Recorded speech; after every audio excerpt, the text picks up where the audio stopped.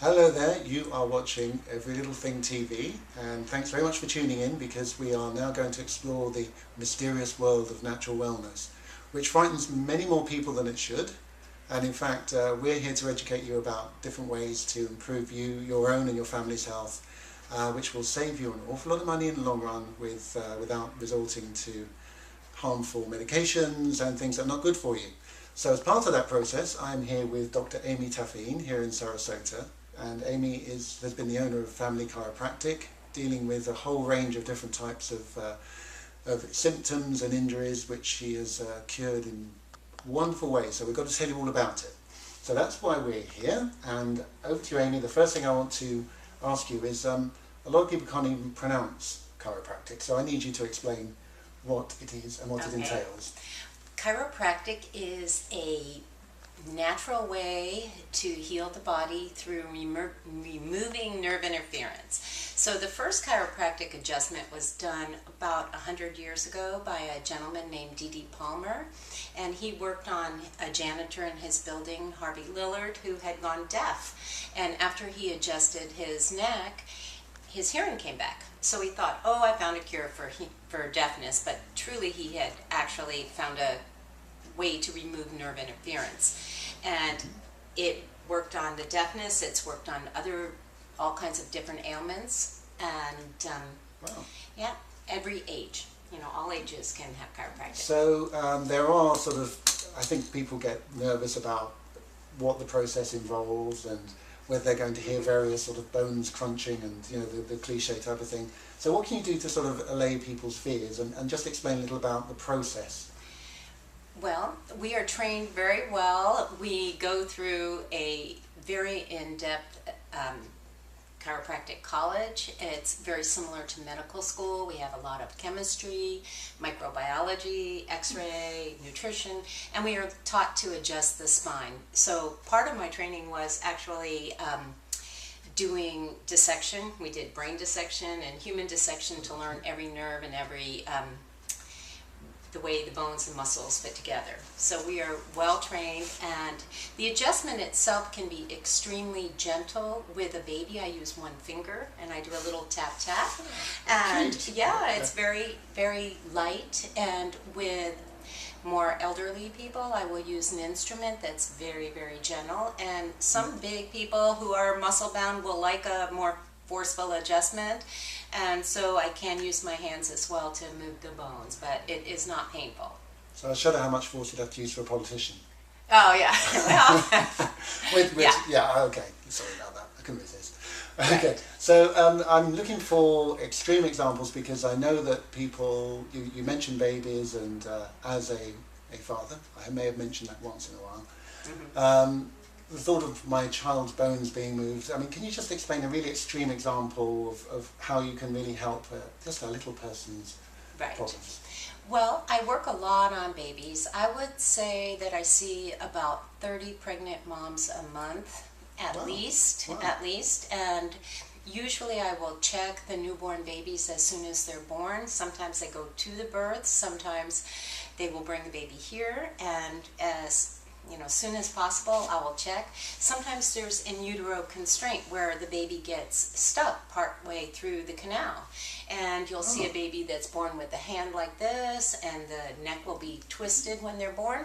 So we'll do some very light adjustments to straighten out the neck, and they will nurse, and they'll be much better and less fussy. We'll work a lot on newborn babies very gently in the mid-back with 2 fingers, and that's the area where they'll get colicky. The nerve flow goes to the diaphragm or the stomach, and so we'll straighten that out. Very often I'll see if the sacral base has gone to one side or the other. Right. It can be just because they were in a different position in utero. Some babies are transverse and the head's stuck like that, so we'll just gently traction the neck. And then when they get a little bigger, I watch how they crawl, and if they're not using both the right crawl pattern, we'll adjust them so that they'll crawl more balanced. And I adjust their feet. Sometimes the feet will be twisted in, especially twins. A lot of times twins will be caught and there's not enough space. Okay. So we'll check the ankles, we'll check everything. So do you think the chiropractic process can also help women in labour, near labour? Absolutely. And I think in discussions you've mentioned that it's actually sped up the process.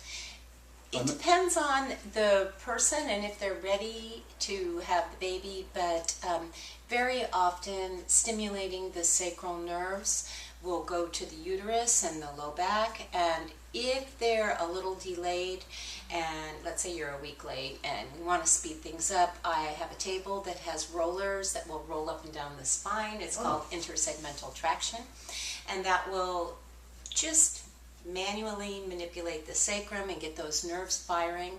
Very often, if they're close to ready, it will put a woman into labor. Wow. Sometimes I go to the births. I've been to lots of births at the birth centers, both of them in town, and some home births.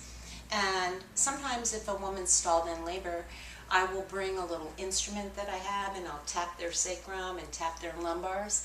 And most of the time, they'll go right back into active labor if they've stalled, because it'll just get the nervous system working. Wow. Well, I mean, certainly would love your questions on that, pregnant ladies. It's great. Who I'm personally a great fan of, because I think you are so cool. So if you can email us at newsandeditorial@amegroup.com. If you go on the website, you can send us some questions. We'll pass those to Dr. Amy, and maybe we can fix you up with an appointment and fix you up in the process. But meanwhile, I want to go on to what inspired you to deal with chiropractic medicine. Well, for me personally, I had some health issues, and one was I had we didn't talk about this. I had Well, we're had going to talk some, about it now. no, I had some ovarian cysts, and I had some pelvic inflammation, and chiropractic got me better. I was told to have a hysterectomy when I was in my 20s, and I didn't do it. Wow. And getting chiropractic, getting the nerve flow to my ovaries, and getting that blood flow, I stopped building cysts, and I actually had 3 natural delivery babies, and I was told I wouldn't be able to get pregnant, and I did. Wow, and you've actually, you've not just practiced on other people, you've practiced on your nearest and dearest, so perhaps you can tell us about that. Well, the first baby I had some ear infections, my daughter, who is now 24, and I really did not want to put her on preventative antibiotics as was suggested by her pediatrician. So I started researching ways to naturally work with ear infections, and adjusting the top cervical vertebra was huge in getting my daughter's ear infections under control. We also changed her diet, and I gave her homeopathics. Then when my son, I was pregnant with my son, he was transverse lie, so he was across, and his head was in extension. So I actually, being at a birth center, I was able to have them give me the baby before we cut the cord. I adjusted his neck while he was still attached to the placenta, and right there, I adjusted his neck. So he was the earliest baby I've ever adjusted, which was immediately. Yeah. And the reason I wanted to do that is because the respiratory center of the brain is right here. And some babies have difficulty breathing if they've had any kind of constraint. So I was trying to avoid that, and he was fine. He did take a little fall, and when he started to speak, he was a severe stutterer. So I was very motivated to get rid of his stuttering. Well, so tell us, how did you deal with that? Well, I started going everywhere. I took him to Scottish Rites for speech therapy, and everything was documented, and he didn't get any better after a year of stuttering, speech therapy.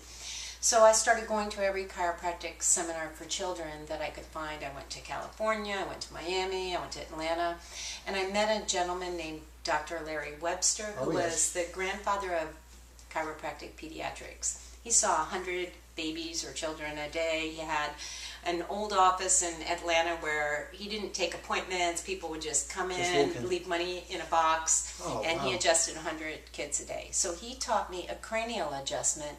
I measured my son's skull, and one side was 2 inches bigger than the other side. And so he taught me an adjustment where I would adjust the cranial bones on the large side, and taught me how to do it. And I adjusted him for 14 days, and on the 14th day he stopped stuttering. And he is now 22 and has not repeated since, not even once. So it really cured him. And so after that, I spent 5 years with Dr. Webster, Dr. Webster. And trained with him and got a fellowship in pediatrics. Wow. Well, you see, that's a serious expertise. But I mean, what this story shows is that you've got people who have got expertise, who have gone through the experience that you've experienced, and that's why we're uncovering great people in America and across the world who have experienced the very same problems that you have and have found ways to do it which are less harmful. So this is why we want you to be involved, to ask those questions, because these people they really reach out to you. I mean, Amy's just mentioned Dr. Webster and the work he does. Amy's always doing work. He's passed away quite a while ago, but I'm carrying on his legacy. There's a torchbearer here, and it's Olympic year, and you're carrying a torch in Sarasota, and it's one person at a time. But the fact is that the resource is there for you, and this is just an amazing story. It sounds far more scary than it actually is. What's scarier, an adjustment in an actual way, or surgeries and medications which have lasting effects for the entire life? So in real terms, where do you want to take, what would you like to see happen in medicine generally, in conventional medicine, aligned with chiropractic medicine? Do you think there is an overlap? My dream would be that we worked in harmony and there was a chiropractor at every birth. Yes. Because I think that a lot of times I am called to a birth. Recently, I can't, some of the reasons why I'm called, one baby's jaw got caught on the pubic bone coming out, and the midwife called me and said, can you come, because the baby can't nurse, who knows what they would have done. And I just gently put the jaw back in, and the baby nursed fine. Everything was great after that. Very often, if the baby's not breathing well, we'll just do a light tap on the atlas. The baby will start to breathe normally. If the pelvis is out of alignment, we'll just put it right back in. So I think that there should be a chiropractor as a part of a team. And, people have asked me, am I the primary provider? I think when the mom's pregnant, it's the midwife who's the primary. Yeah. But I'm part of the team where they'll come to me if they're having back pain during pregnancy, or if they're having any kind of difficulty, and we'll help them. Yeah, and I mean, have you experienced any sort of cooperation or the opposite, resistance from, say, hospitals, given that majority of births are still very hospital-based? I mean, is there any traction in that? The midwives are very, very open, and they are very embracing. I actually do a little class at both of the birth centers here locally from time to time. Yeah. And the hospitals, not so much. I have attended quite a few hospital births, but as a friend, not as a professional, because we really don't have hospital privileges right now. There's a lot to be fixed, isn't there? It would be great. Yeah. It would be great if the C-section rate wasn't 55% in Sarasota at the hospital, and we got it down to a very reasonable 25%, which I think could be even lowered more. But with natural care, with the mother being able to eat during the latter part of, Well, it's all about information, and the information is something which we want to get to you, which we are getting to our readers, to the experts across the country. And what we're planning with Dr. Amy is to actually film one of her adjustments of one of the babies. We could do a whole baby day and do 25 in a row. You heard. So I've done that before, and it was a lot of fun. We'll shoot for 26. Yeah. Okay. And so watch this space, because we're going to be letting you know about that very, very soon. And as I say, Dr. Amy is going to be available to answer questions, and she's going to be a contributor to the magazine. And so you need to be looking at the little box which is going to be below, which is going to refer you to the website www.birthandbeyondmagazine.com, which has all the contact details, and it has how you can get the magazine and how you can become part of what has really become an amazing experience for the ELT team. So, Dr. Amy, welcome. Thank you so much. It's great to be here with you guys. And we're going to be asking you lots of questions, and we're very persistent, and our mission is only just getting off the ground. So watch this space, go to the website, get the magazine, and subscribe so we can get it to you each month. So from us here in the ELT studio, we are going to be saying a big, stay in touch, and bye for now.